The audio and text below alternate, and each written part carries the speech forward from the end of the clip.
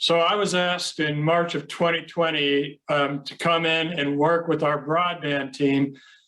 I was not familiar with a whole lot of the nuances in broadband, but I do a lot of GIS work, and that's the only reason why they brought me in, which I love to do for my needs assessments. And this is the team that brought me in. Tom Bresnock has been leading this charge since 2017 and convening meetings with public leaders. Jim Ladley was a big part of this. There's other members that aren't on here, but these are the two primary people that brought me in, and Jim's my boss, so he asked me to come in. This was at the request of the Pennsylvania Utility Commission, specifically Joe Whitmer, their attorney. And he came to Penn State and said, can you represent visually our needs for broadband in our state so we can do well in this Rural Digital Opportunity Fund auction? And so we started convening meetings. I started listening to them to find out what I could put on a map. And I was really developing some clumsy products, but I was learning the whole time I was listening to them. And these conversations would sometimes go into the late nights. So initially we had these data heavy maps. I was just searching out data throughout FCC, USDA, anywhere I could find data and putting it on a map by county and sending these out to the team. And the feedback was kind of like, bleh.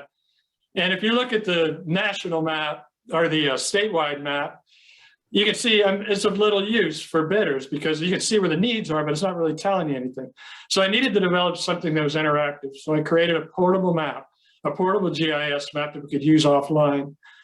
And with that, I was able to have live conversations, turning layers on and off, hearing what was good, what wasn't, and developing a database, which a GIS is really just a database with a user interface as a map. And we developed a live map that Penn State facilitated, and we were able to put it up on our public website. And we were adding, it's always evolving. So we're adding and taking away data as needed. And we're working with private providers to find out what they needed to bid in this auction and putting data up accordingly. And also our public leaders, we needed them to engage. So we needed these guys to be champions. So for instance, this is Center County where Penn State is. It's telling you they have $13 million available in the auction and 4,460 sites to serve. If you zoom in, it's going to show you right where those sites are, where the buildings are. But we also wanted to engage our public leaders. So we facilitated public workshops with our state representatives, and they knew they had a lot at stake, and they wanted to make sure that their regions got the most awards, bang for the buck. So they engaged our providers as well. It got to the federal level. So we were actually engaged with the FCC. They liked what they were seeing. They liked what we were doing. And we actually worked with the White House Task Force.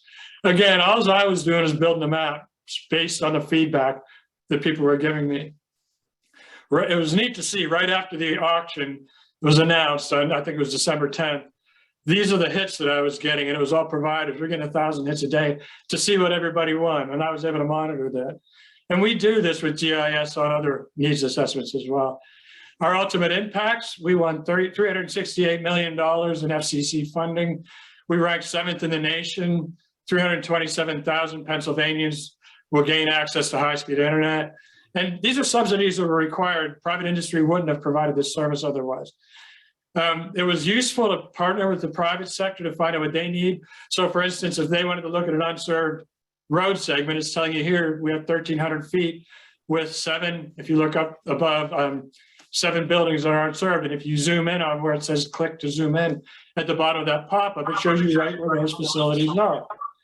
Engaging the public or the private sector has been useful to us in a lot of ways now, because again, this map is evolving. So now when I need data from them for where we need to focus, they give it to us. So this is Zito Media's marketable fiber. This is that same segment you saw 2 slides back, showing you who's not served and right where their fiber is. So we can look at what it's going to cost to serve those road segments and how many buildings we can serve. Another interesting thing that came out of this is, like, if we wanted to focus on low income, if we're public leaders, we can do it. We can turn that layer on, and then the other layers as well. But low income was heavily trafficked, and so was school-aged children. So we engaged our Department of Education. The most trafficked, and I thought this was great, was the low income block groups.